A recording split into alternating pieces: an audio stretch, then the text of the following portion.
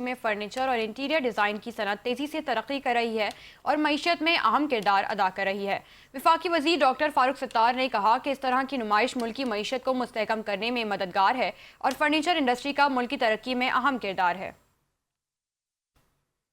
ہوتی ہوئی نظر آ رہی ہے تو یہ 28ویں ترمیم کے ٹرک میں ہم بیٹھے ہوئے ڈرائیونگ سیٹ پر ہم ہیں انشاءاللہ، اور اب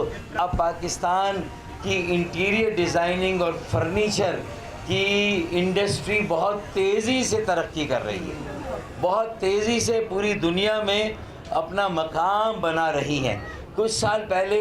جب میں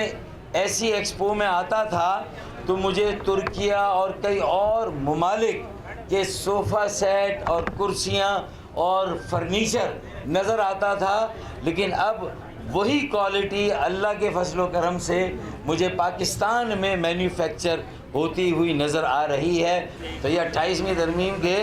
ٹرک میں ہم بیٹھے ہوئے ڈرائیونگ سیٹ پر ہم ہیں انشاءاللہ، اور اب یہ جو دنیا میں جنگیں چھڑی ہیں اس نے بھی یہ سبق سکھایا، عدم مرکزیت، decentralisation, devolution of power and authority, مطلب یہ کہ اقتدار کی وسائل کی نچلی سطح پر منتقلی، لوگوں کو اپنی تقدیر کا مالک بنائیں، لوگوں کی دہلیز تک اختیارات اور وسائل لے جائیں۔